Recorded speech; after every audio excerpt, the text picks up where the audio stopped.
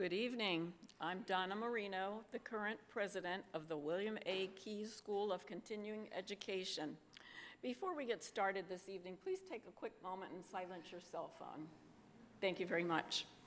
I'm delighted to introduce tonight's speaker, immediate past president of the Keese School, Bill Brown. Bill, an Asbury resident, holds degrees in history from Columbia University, University of Chicago, and New York University. Bill has had a lifelong interest in Italian history, language, literature, and music. His PhD dissertation explored life in 16th century Venice. Bill's presentation this evening will focus on Dante Alighieri, a 14th century poet who virtually created the Italian language when he wrote one of the towering works of world literature, the Divine Comedy. Please welcome Bill Brown.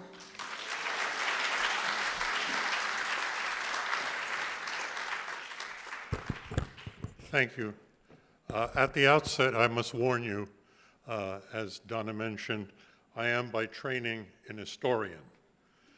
Tonight's subject is for me an enthusiasm, not an area of academic expertise.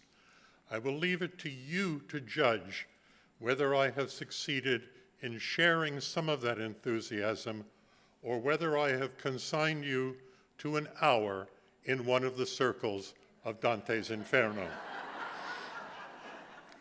We should also note that although tonight's subject is a poet, it is quite a different kind of poetry than the original scheduled hip-hop. We begin in Florence, Italy. In the late 13th century, during the first stirrings of the Italian Renaissance, Durante de Alighiero degli Alighieri, the poet we know as Dante, was born in Florence in 1265 to a prosperous family active in business and public life. He was well educated, widely read in the Bible, theology, classical literature, poetry, science, and astronomy. As a young man, he took part in the city's lively intellectual and literary life and achieved a measure of celebrity for his poetry. He served bravely in the Florentine cavalry. He took a role in Florentine politics, but when his faction was defeated in the bitter, violent politics of the day, he was exiled. He spent the rest of his life as a peripatetic exile, enjoying the patronage of several rulers in various northern Italian cities, serving them in various ways. He never set foot in Florence again. While in exile, he wrote his masterpiece, La Commedia, known in English as the Divine Comedy. This may be the only portrait of Dante made during his lifetime by someone who may have known him. It is by Giotto di Bondone, the great Italian artist of the early Italian Renaissance, who was Dante's contemporary. It is difficult to exaggerate Dante's significance for Italian language and literature. The evolution of language is a complex and difficult subject. That said, Dante occupies a place in the evolution of Italian similar to that of Martin Luther for German, William Shakespeare and the King James Bible for English, François Rabelais for French, and Miguel de Cervantes for Spanish. In the early 14th century, a work of the scale, seriousness, and importance of La Commedia would ordinarily have been written in Latin. Dante could have written it in Latin. He wrote other works in Latin. Italian was a young language only beginning to emerge into its modern form. By writing La Commedia in Italian, the dialect spoken in Tuscany, where Florence, his native city, is located, Dante essentially fixed the path along which the Italian language would develop. To this day, it is said that the best Italian is la lingua toscana in poco romana, the Tuscan dialect spoken by a Roman. Dante's poem La Commedia is generally regarded as the greatest work of Italian literature. It has been studied with the same intensity as Shakespeare's plays, with libraries of commentaries scrutinizing each word. La Commedia recounts Dante's journey through hell, purgatory, and paradise. Each section consists of 33 cantos, 33 because by tradition Christ was crucified at age 33. Inferno includes one additional canto, an introduction, bringing the total to a satisfactory 100 cantos with 14,233 lines, each line with 11 syllables, a hendecasyllable of terza rima poetry.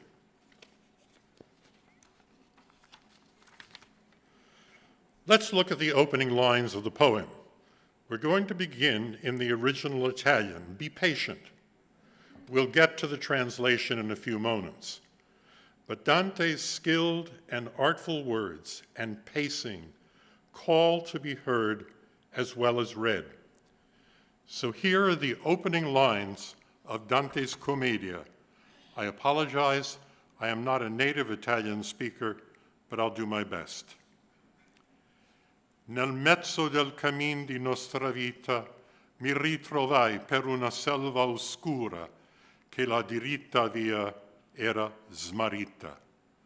Ai quanto a dir qual era e cosa dura esta selva selvaggia e aspra e forte che nel pensier rinnova la paura, tante amara che poco è più morte.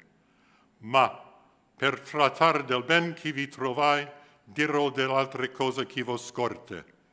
Io non so ben ridir come v'entrai, tant'era pien di sonno, a quel punto che la verace via abbandonai. Now for translation. I'm sorry, I skipped a page.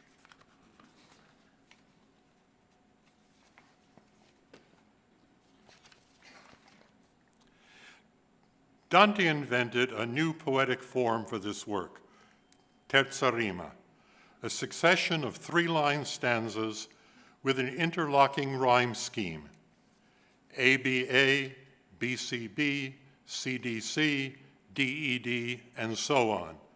The interlocking rhyme scheme constantly pulls us forward for 14,233 lines.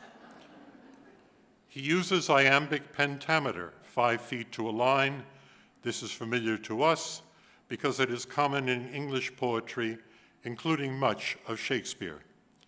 Each line has 11 syllables, with the strongest stress on the penultimate syllable.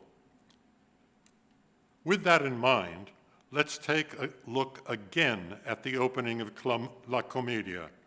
As we do so, note the rhyme scheme and the iambic pentameter. Because every Italian word ends in a vowel, Italian, unlike English, is a relatively easy language to rhyme. Nel mezzo del cammin di nostra vita mi ritrovai per una selva oscura che la diritta via era smarrita. Ai quanto a dir qual era e cosa dura esta selva selvaggia, aspra e forte che nel pensier rinnova la paura, tante amara che poco è più morte. Ma per trattar del ben che vi trovai, dirò dell'altre cose che vo scorte. Io non so ben ridir come ventrai, tant'era pien di sonno a quel punto che la verace via abbandonai. Now for translation. You can all sigh. At the beginning, we should remember that translation is difficult, especially translating poetry, which depends on specific sounds, rhythms, word placement, and nuances of meaning. We can applaud the translator's courage and achievement, but we must always remember that in a translation, we are seeing the original as through a glass darkly. Dante himself took a dim view of translation. Let it be known that nothing that has been harmoniously composed in poetic form can be translated from its own language to another without destroying its sweetness and harmony. The Italians have a saying about translation, traduttore traditore.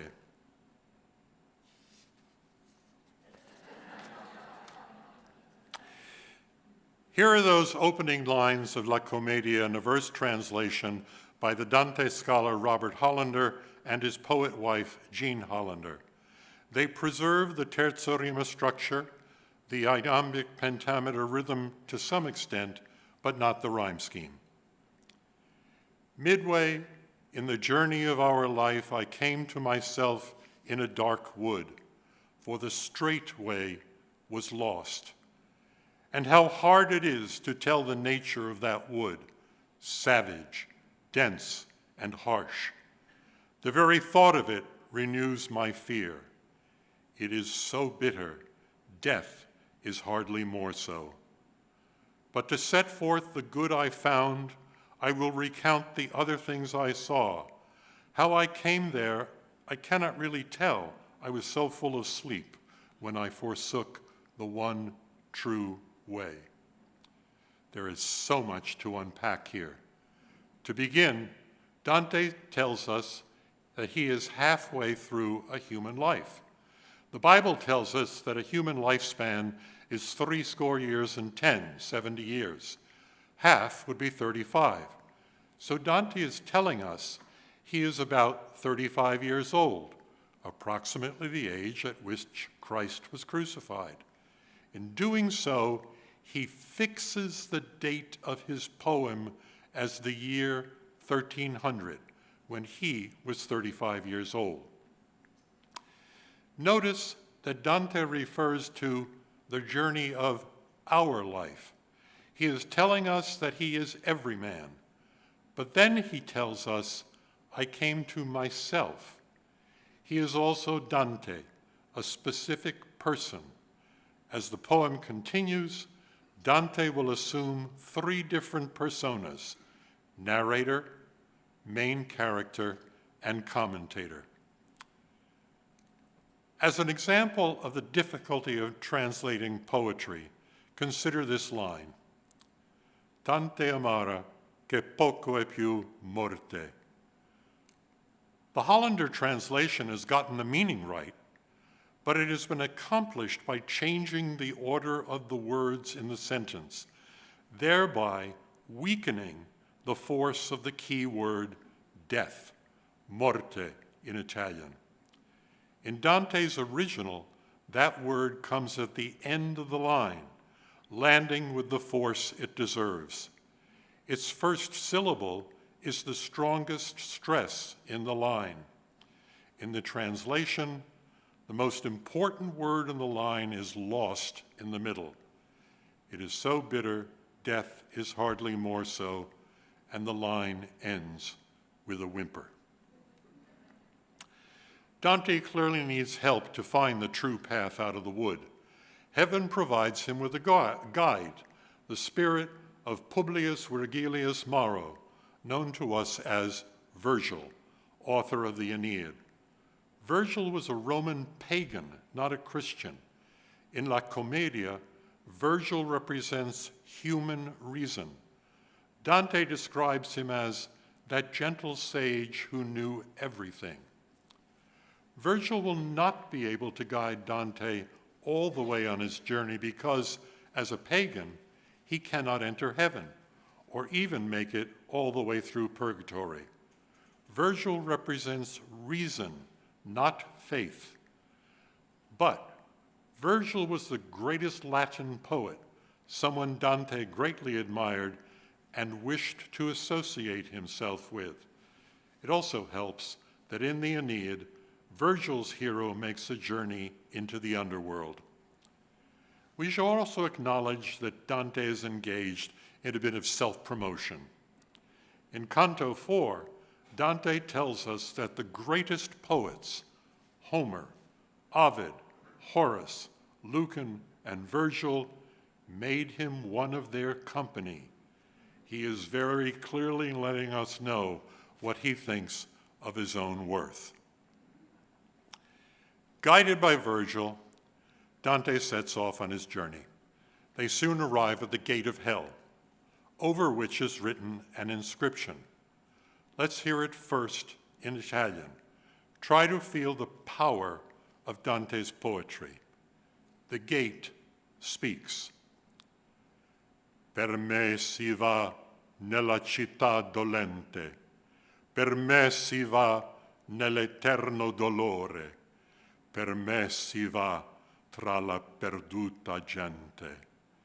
Giustizia mosse il mio alto fattore, fecimi la divina potestate, la somma sapienza e il primo amore. Dinanzi a me non fuor cose create se non eterne, e io eterno duro. Lasciate ogni speranza voi che entrate. And now the translation. Through me, the way to the city of woe.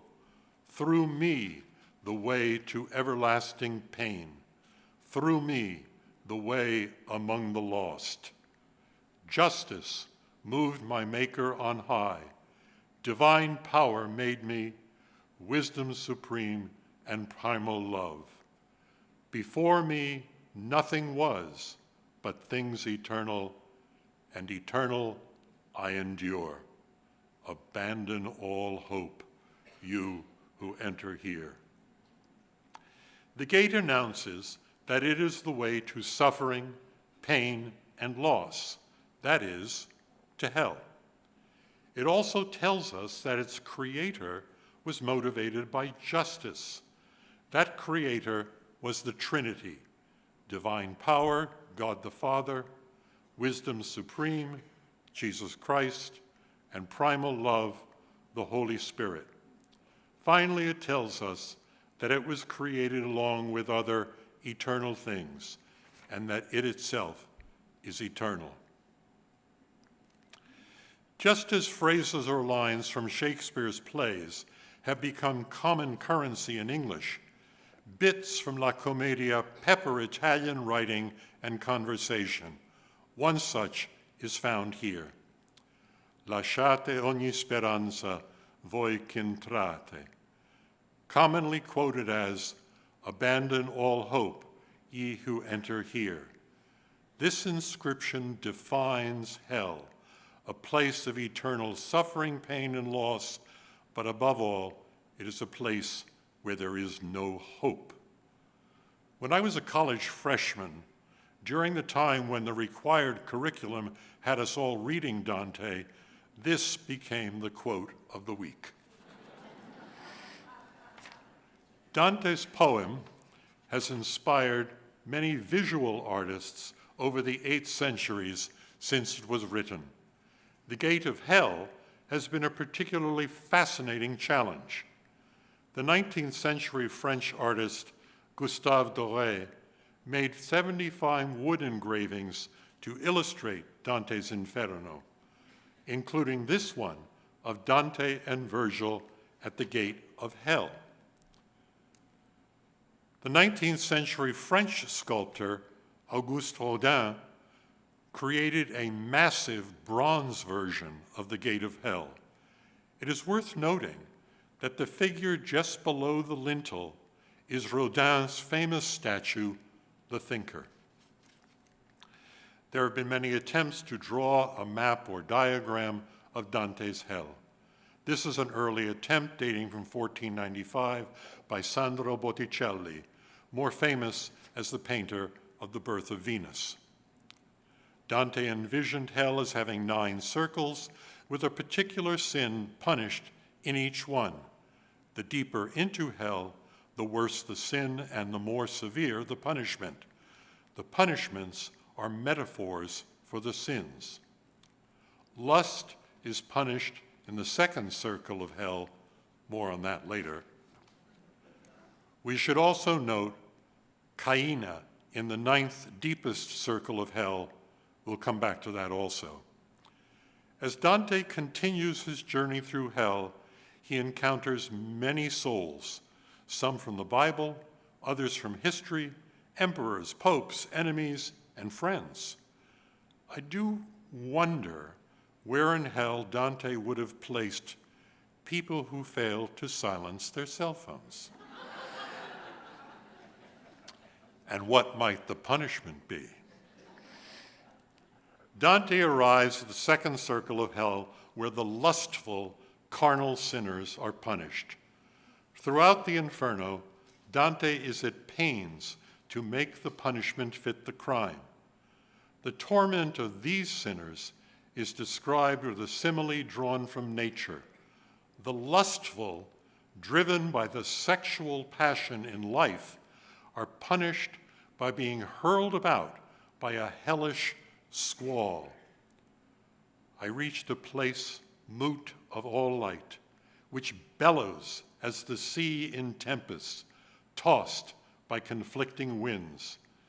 The hellish squall, which never rests, sweeps spirits in its headlong rush, tormenting, whirls and strikes them. Caught in that path of violence, they shriek, weep, and lament. Then, how they curse the power of God. Unlike the popular image of hell as a place where the souls of the damned are burned in eternal fire, there is no fire here. There cannot be fire in hell. Fire would mean light, which is identified with Christ, and Christ is not in hell. Indeed, in the entire 34 cantos of the Inferno, Christ is never mentioned by name. The deepest pit of hell, where Judas Iscariot is punished, is a frozen lake. Here in the 2nd circle, Dante tells us that every light is muted. Hell, as Dante tells us, is eternal darkness, heat, and cold. In telling us about the fornicators published in the 2nd circle of hell, Dante is clear about their sin. He says, I understood that to such torment the carnal sinners are condemned, they who make reason subject to desire. Borrowing from Aristotle's Nicomachean Ethics, describing these sinners being punished by a hellish hurricane, Dante focuses on the surrender of reason. They have surrendered their free will, directed by reason, to an external physical compulsion. Instead of having acted, they have been acted upon. The English poet and artist William Blake imagined Dante's 2nd circle this way. This is Gustave Doré's vision. Let's go back to Giotto, Dante's contemporary. This is his fresco, The Kiss of Judas, showing the moment in the Garden of Gethsemane when Judas betrays Jesus. Notice the intensity of the dramatic moment. No matter where you look, your eyes are led to the kiss, the act of betrayal. Notice the very human expressions on the faces. The clothing reveals that there are real human bodies beneath the folds. With the Renaissance increasing command of perspective, these people exist in actual space. These are not abstract, idealized types. They are real people, physically and emotionally in real situations.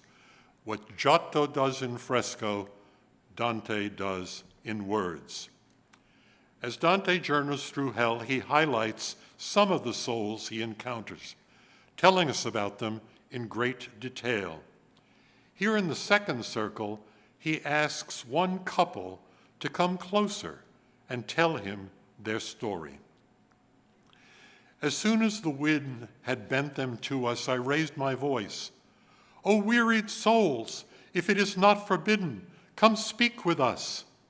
As doves, summoned by desire, their wings outstretched and motionless move in the air, borne by their will to the sweet nest. So did these leave the troop where Dido is, coming to us through the malignant air. Such force had my affectionate call. Dante compares this sinful couple to doves. As often with Dante, similes are complex, indeed ambiguous. What does he mean by comparing these carnal sinners to doves? We associate doves with gentleness and peace. In medieval iconography, a dove is the symbol of the Holy Spirit, whom Dante had earlier described as primal love.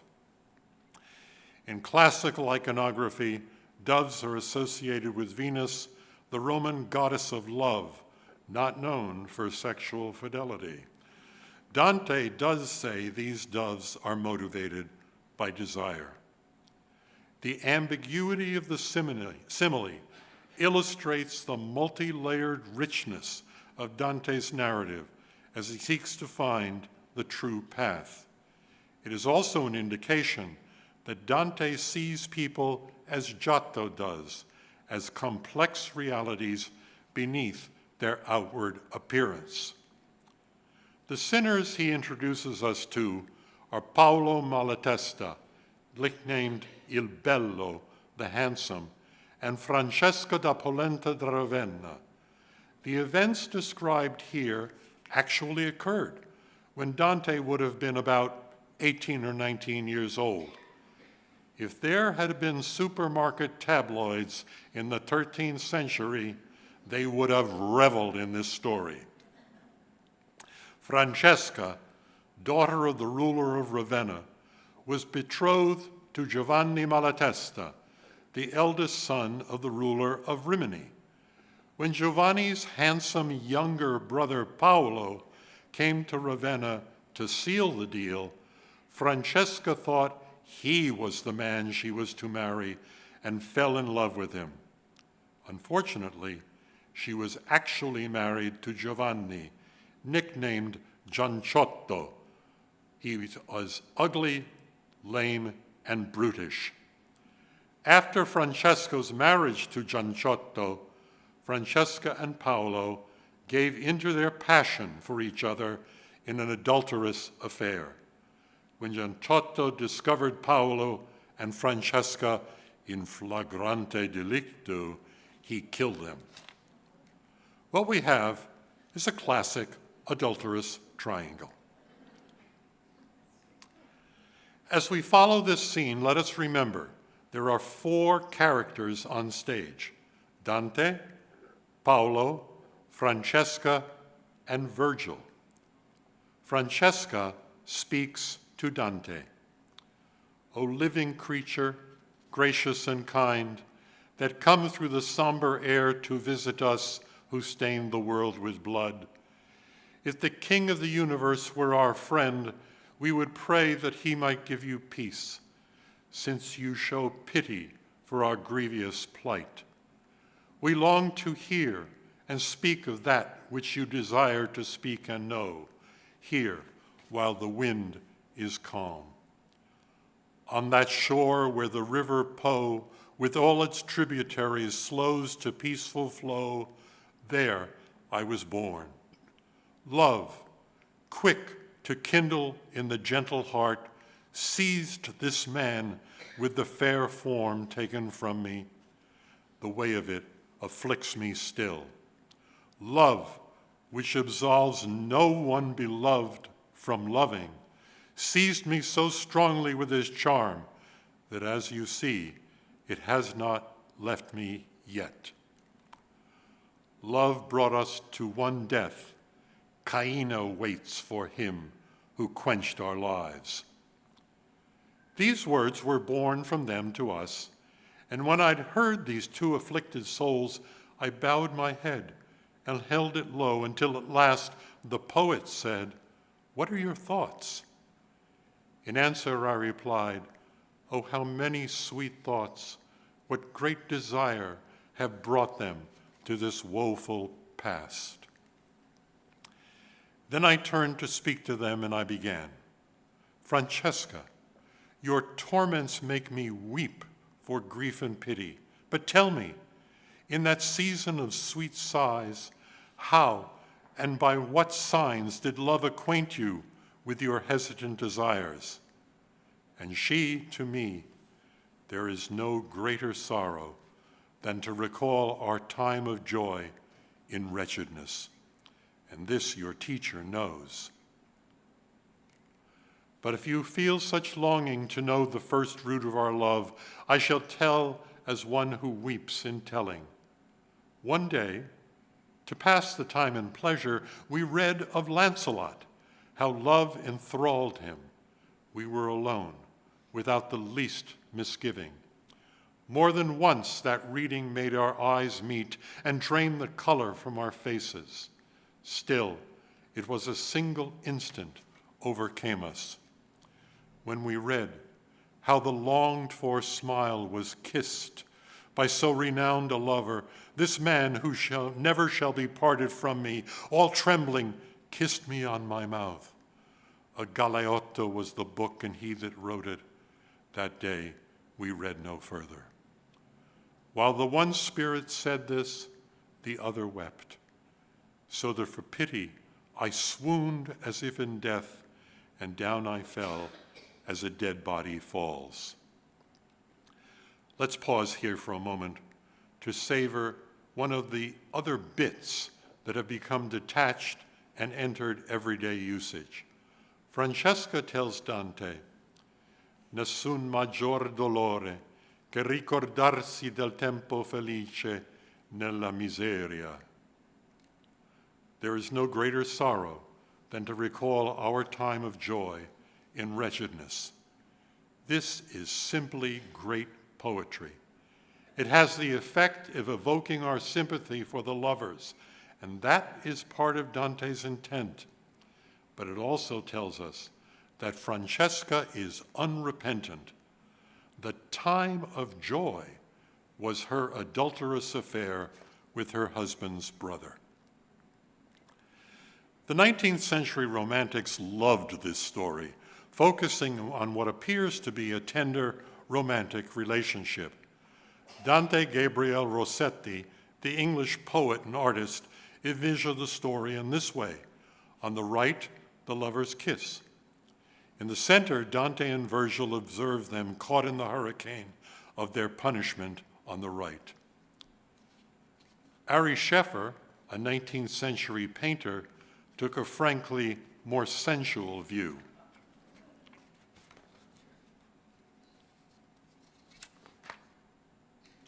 Alexander Monroe, a 19th century Scots sculptor, portrayed the moment Paolo kisses Francesca rather chastely. Rodin took a straightforward sexual view of the relationship. The book that Paolo and Francesca were reading was a medieval romance of Lancelot and Guinevere, a classic love triangle. Guinevere, wife of King Arthur, had an affair with Lancelot, one of Arthur's knights. Galeotto, a friend of Lancelot, was the lover's go-between, a role Francesca assigns to the book she and Paolo were reading. So what are we to think of Paolo and Francesca? Are they sinners enduring appropriate punishment for an adulterous affair? Or are they to be pitied for giving in to the all-too-human love for each other? What does Dante think of Paolo and Francesca? He describes them as wearied souls, afflicted souls. Oh, how many sweet thoughts, what great desire have brought them to this woeful pass. Francesca, your torments make me weep for grief and pity. And he tells us that for pity I swooned as if in death, and down I fell as a dead body falls. Dante was greatly influenced by the courtly love poetry of his day. The idea was that the poet had an irresistible, unfulfilled passion for an unattainable woman who inspired his poetry and to whom it was dedicated. Dante's early poetry is part of that tradition. How much of Dante's sympathy for Paolo and Francesca springs from his grounding in the courtly love tradition? Dante seems to cast the scene as a confession. His initial invitation to the lovers, that they tell him how he came to be there, are the words of a priest in the confessional. There is an echo here of St. Augustine, author of a classic conversion story in his Confessions, which was well known to Dante. By his own telling, St. Augustine was a carnal sinner who read a book by St. Paul, the Epistle to the Romans, and was converted to a life dedicated to Christ. Francesca confesses, telling us her conversion story, a mirror image of Augustine's. She was a married woman who reads a book, The Romance of Lancelot of the Lake, and is converted to a pursuit of her lust for Paolo. Paolo is the Italian version of Paul. But what does Francesca actually say? It doesn't sound much like a confession. She is certainly not repentant. She blames everyone but herself for her situation. She begins by telling us that God, who has placed her in hell, is no friend of hers. She blames love 3 times. Love, amor, in Italian, is the Roman god of desire, erotic love, attraction, and affection. He is Venus' son, and he is powerful. Love that can quickly seize the gentle heart took hold of him, that is, of Paolo. Love that releases no beloved from loving took hold of me so strongly. Love led the 2 of us unto one death. She says that Amor used her beauty to take hold of Paolo's affections. Francesca blames Paolo's beauty, telling us that love took hold of me so strongly through his beauty. She blames her husband, Giantotto, for killing her, and says he will be punished in the deepest circle of hell. She blames Paolo because he kissed her. And of course, she blames the book she and Paolo were reading. Just as Gaia O was the go-between for Lancelot and Guinevere, the book tempted her and Paolo to sin. Francesca portrays herself as compelled by love, effectively deprived of her free will. She is clearly within the courtly love tradition. Love, an irresistible external force, has led her to this place. She sees herself as a victim, and she is at great lengths to tell anyone who will listen that she has been treated most unfairly. While Dante, the character in the story, pities the lovers so intensely that he faints as if he were dead, Dante, the commentator, is telling us something quite different, something about himself. Despite his pity for the lovers, he has placed them in hell because that is what divine justice requires. He is letting us know that he still has a way to go before he finds the true path. But what about Paolo? In the course of the entire confession, Francesca never mentions his name. This is the man to whom she is bound in eternal punishment for the sin they committed together because they were so passionately in love that they broke their marriage vows. She tells us love that can quickly seize the gentle heart took hold of him and refers to him as this one who never shall be parted from me. She does not call him Paolo or even a term of endearment, but him and the one. Even Dante refers to him as the other.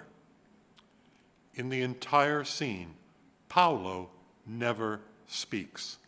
This is the man who trembled with passion, and now he has nothing to say? We might think, well, that's just like a man. What Paolo does do is to weep. What are we to think of him? Dante leaves us to ponder that question, and I would really like to know what Paolo thinks of Francesca, this woman to whom he is bound for eternity, tossed about by a hurricane, who will not even say his name. But perhaps there's something else at work here. Recent commentators have pointed out that as a woman, Francesca was a pawn in the patriarchal world of her day. She was married off by her father for dynastic reasons. When she violates a marriage she did not choose, a man kills her. Dante allows the woman to speak for herself, leaving the man silent, and he lets us tell her what should be the fate of their murderer. And what about Gianciotto? A wronged husband, traitor to his family, or punisher of adultery? Paolo and Francesca were killed in 1283 or 1284. Dante's journey takes place in 1300. The real Gianciotto Malatesta did not die until 1304. So Dante cannot put him in hell because he is still alive at the time of Dante's journey through hell. Francesca tells us Gianciotto will be condemned to Caina, or is she wishing he will be? Caina, named for the biblical Cain who murdered his brother Abel, is the deepest circle of hell, where those guilty of killing family are punished. If Gianciotto is a wronged husband, killing his adulterous wife and her lover, doesn't he belong in the seventh circle of hell with the murderers? Or, if he was punishing the sin of adultery, why is he in hell at all? And Dante, which brings us to ask about Dante. His sympathy for Paolo and Francesca, epitomized by his fainting, tells us that he has much to learn.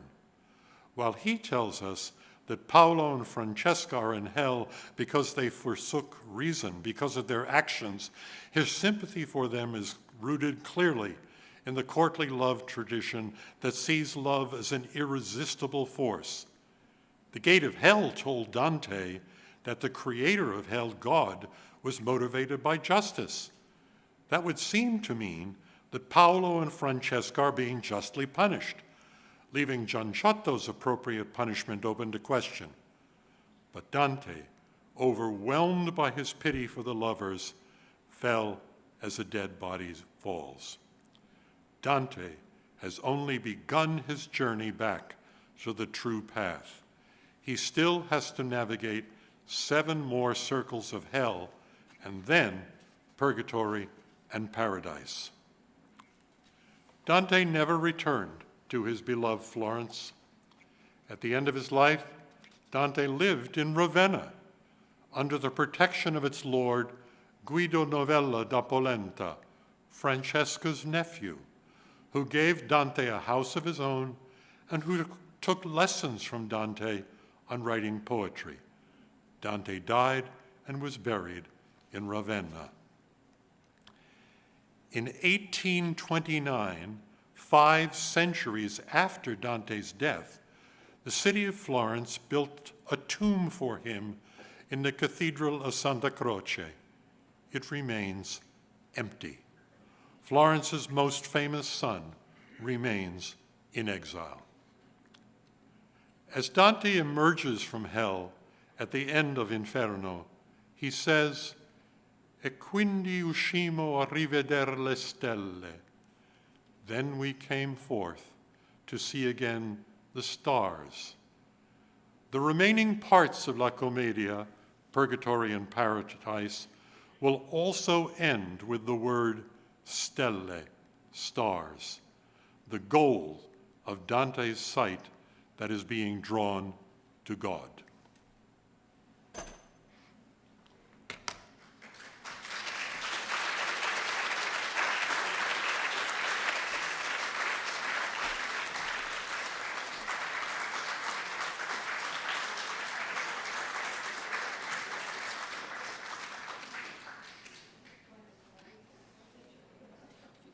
I don't know what time it is. So we have a few minutes for questions. We have some microphones with the ushers, so raise your hand if you have a question for Bill. While we're getting the microphones ready, I want to let you know that on Thursday evening, we will have Sticky G performing for us here. Sorry. On Thursday evening, we will have the music of Sticky G.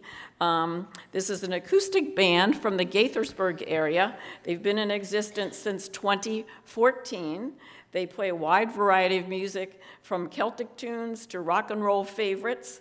So come out and enjoy the music on Thursday evening right here. Now, questions for Bill.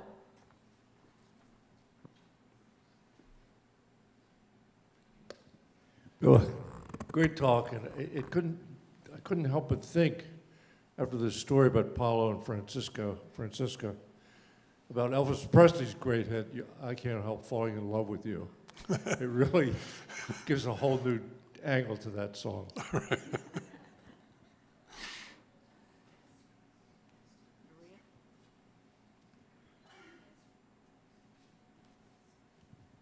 My understanding is that Muhammad went to hell in Dante's work, and a couple of popes went to hell.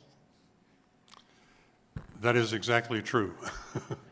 Yeah, Dante is pretty nasty with a whole bunch of people and calls them to account. By the way, he's also settling some personal scores.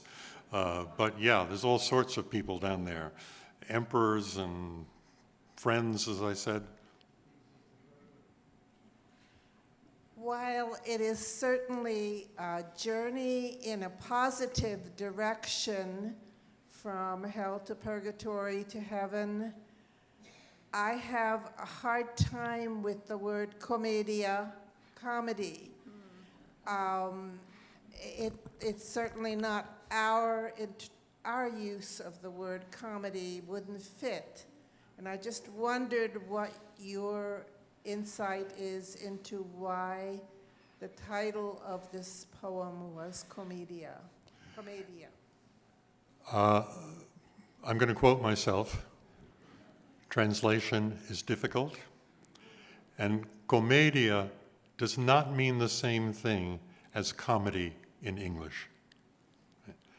It is more that sort of idea of the comedy of life, right, that we are living through. It does not have the same connotations and meaning that the word comedy does in English. Right? I don't know if that helps, but that's where we are. It's the trouble with translation. I mean, the Italians are right when they say traduttore, traditore, translator, traitor. Any more questions?